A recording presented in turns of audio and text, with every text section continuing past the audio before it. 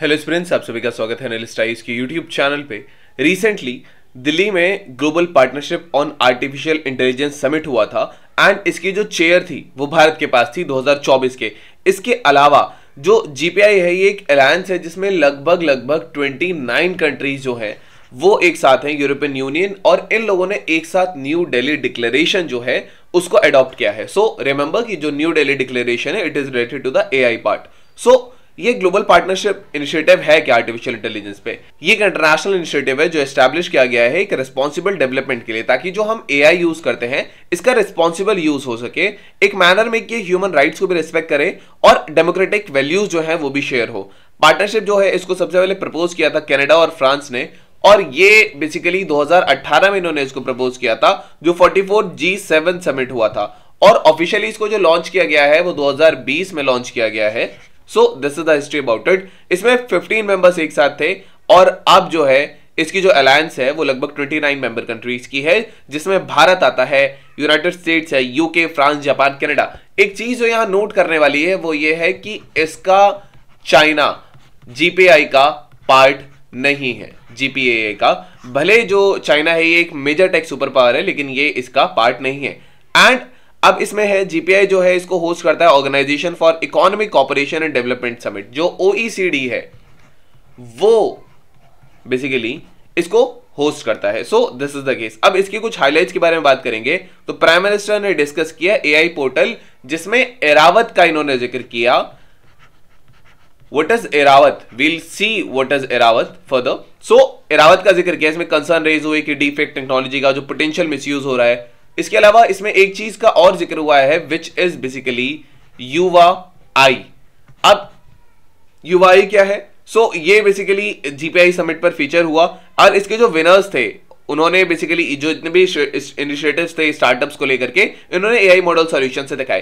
Prime minister ने यह भी सजेस्ट किया कि जो एआई है इसको डिजिटल सर्विसेज जो है ये लोकल लैंग्वेजेस में अवेलेबल हो, ताकि डिजिटल इंक्लूजन हो सके। Responsible AI, data governance, future of work, innovation, commercialisation की बात हुई। ये 4 डिफरेंट थीम्स हैं जो बेसिकली 4 सेशंस जो हुए जीपीआई के, उसमें इन पर बात हुई। समिट में और भी अलग अलग साइड इवेंट्स हुए जिसमें एआई की प्रोग्रेस को, एंगेजिंग को डिस्कशन में दिखाया गया। इंडस्ट्री पैनल डिस्कशंस हुए, वर्कशॉप हुई, रिसर्च बेसिकली सिंपोजियम्स हुए, हैकथॉन्स हुए, एंड इसके अलावा ग्लोबल एआई एक्सपो हुआ। These are things. Now question ये अराइज करता है कि what is this Airawat. Airawat basically NITI Aayog ने एक कैबिनेट नोट सर्कुलेट किया था एक क्लाउड कंप्यूटिंग सिस्टम के लिए। So remember that Airavat is basically a cloud computing system, and ये जो कंप्यूटिंग सिस्टम है this is a cloud computing platform और सिस्टम। सो ये नीति आयोग ने इसको सर्कुलेट किया था, एंड ये 2019 में। इसकी जो फुल फॉर्म है that is artificial intelligence research analytics and knowledge assimilation platform. So ये इमर्जिंग जैसे भारत एक इमर्जिंग इकोनॉमी है रिगार्ड टू एआई, सो ये अलग अलग सेक्टर्स में यूज आ सकता है, जैसे एजुकेशन है, हेल्थ है, एग्रीकल्चर, अर्बनाइजेशन, मोबिलिटी। अब एक प्रश्न उठता है कि युवा एआई इनिशिएटिव क्या है। तो जो नेशनल ई गवर्नेंस डिवीजन है इसने इंटेल इंडिया के साथ पार्टनरशिप किया, और इसमें लॉन्च हुआ युवा आई, यूथ फॉर उन्नति and Vikas with AI programme. इसका एम है बेसिकली और डीपर अंडरस्टैंडिंग करना एआई की। स्कूल स्टूडेंट्स जो कि 8 से 12 तक के जो बच्चे हैं, 8th क्लास से 12th क्लास तक के बच्चे, इनके बीच में पूरे नेशन में एक रिलेवेंट माइंडसेट हो, स्किल सेट्स हो, ताकि वो उनको एम्पावर कर पाए एक ह्यूमन सेंट्रिक डिजाइनर की तरह, और as a users of the AI as well. ये जो प्रोग्राम्स हैं ये एक अप्लाइड लर्निंग एक्सपीरियंस देते हैं स्टूडेंट्स के लिए, ताकि वो एआई टेक्नोलॉजी में और ज्यादा अंडरस्टैंड कर पाए, आइडेंटिफाई कर पाए, क्रिटिकल प्रॉब्लम्स को आइडेंटिफाई करने में हेल्प करें, और ताकि एक इंक्लूसिव डेवलपमेंट हो सके नेशन में इस चीज का। प्रोग्राम जो है ये थ्रू आउट द ईयर चलेगा, मैक्सिमम नंबर ऑफ स्टूडेंट्स ताकि इसमें रहें और ये फ्यूचर रेडी हो सके। सो ये इसका एक इनिशिएटिव है। अब न्यू दिल्ली डिक्लेरेशन के कुछ सिग्निफिकेंसेस हैं। जब चैट जीपीटी लॉन्च हुआ, जब से बार्ड लॉन्च हुआ, उसके बाद से ये एक ऐसा पहला समिट है अलग अलग ग्रुप्स का जो एआई प्लेटफॉर्म्स पे वर्क करता है। तो अब इसको मेन स्ट्रीम में लेकर के आता है। जीपीआई बेसिकली मेंबर्स इन्होंने सपोर्ट किया कि एआई इनोवेशन को सपोर्ट करेंगे एग्रीकल्चर सेक्टर में, और ये थीमेटिक प्रायोरिटी होगी। भारत जो है ये एग्रीकल्चर को प्रायोरिटी सेक्टर के लिए होना चाहिए, इसके लिए पुश कर रहा है एआई इनोवेशन में। इसके अलावा बहुत जरूरी है कि रेजिलिएंट एग्रीकल्चर प्रैक्टिसेस हो और प्रोडक्टिविटी इंक्रीज हो, प्रोडक्शन इंक्रीज हो, जो डेवलपमेंट है, जो एक्सेस है, risk proportionate trustworthy AI applications का, ये बहुत ज्यादा जरूरी है सस्टेनेबल फूड प्रोडक्शन सिस्टम्स के लिए।